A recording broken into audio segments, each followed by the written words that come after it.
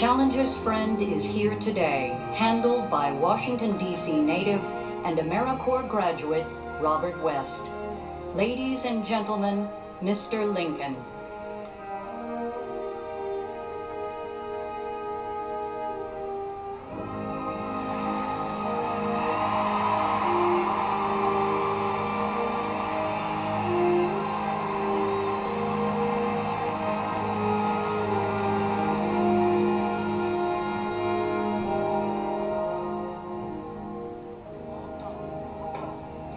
Ladies and gentlemen, the President-elect of the United States, Barack Obama.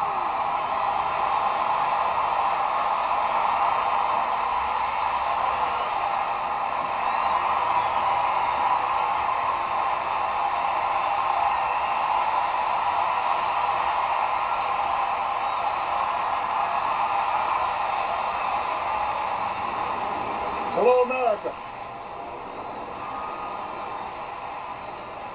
I want to thank all the speakers and performers today for reminding us through song and through words just what it is that we love about America. I want to thank all of you for braving the cold and the crowds and traveling, in some cases, thousands of miles to join us here today. Welcome to Washington, and welcome to this celebration of American renewal. In the course of our history, only a handful of generations have been asked to confront challenges as serious as the ones we face right now. Our nation is at war. Our economy is in crisis. Millions of Americans are losing their jobs and their homes. They're worried about how they'll afford college for their kids or pay the stack of bills on their kitchen table. And most of all, they are anxious and uncertain about the future, about whether this generation of Americans will be able to pass on what's best about this country to our children and their children. I won't pretend that meeting any one of these challenges will be easy. It will take more than a month or a year, and it will likely take many. Along the way, there will be setbacks and false starts, and days that test our resolve as a nation. But despite all this, despite the enormity of the task that lies ahead, I stand here today as hopeful as ever that the United States of America will endure, that it will prevail, that the dream of our founders will live on in our time.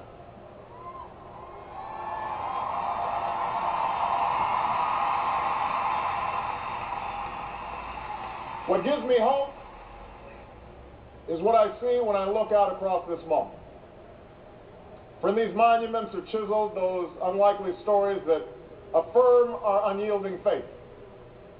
A faith that anything is possible in America. Rising before us stands a memorial to a man who led a small band of farmers and shopkeepers in revolution against the army of an empire, all for the sake of an idea.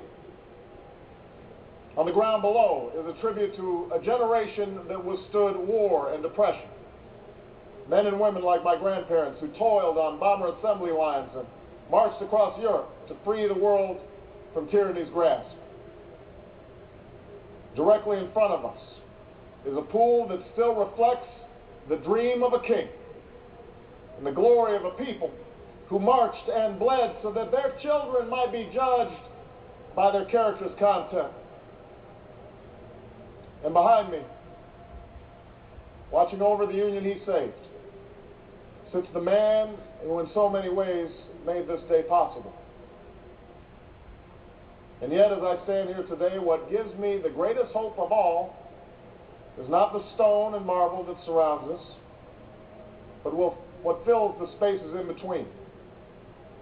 It is you, Americans of every race and region and station, who came here because you believe in what this country can be and because you want to help us get there.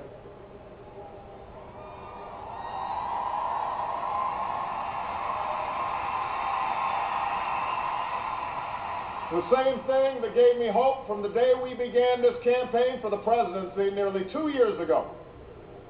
A belief that if we could just recognize ourselves in one another, bring everybody together, Democrats, Republicans, Independents, Latino, Asian, and Native American, black and white, gay and straight, disabled and not, then not only would we restore hope and opportunity in places that yearn for both, but maybe, just maybe, we might perfect our union in the process.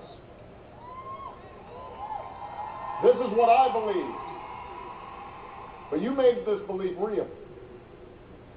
You proved once more that people who love this country can change it.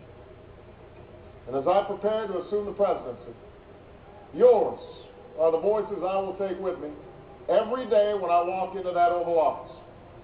The voices of men and women who have different stories, but hold common hopes, who ask only for what was promised us as Americans, that we might make of our lives what we will, and see our children climb higher than we did. It is this thread that binds us together in common effort, that runs through every memorial on this mall, that connects us to all those who struggled and sacrificed and stood here before. It is how this nation has overcome the greatest differences and the longest odds, because there is no obstacle that can stand in the way of millions of voices calling for change. That is the belief with which we began this campaign, and that is how we will overcome what ails us now. There is no doubt that our road will be long, that our climb will be steep, but never forget that the true character of our nation is revealed not during times of comfort and ease, but by the right we do when the moment is hard. I ask you to help reveal that character once more. And together, we can carry forward as one nation and one people the legacy of our forefathers that we celebrate today. Thank you, America. God bless you.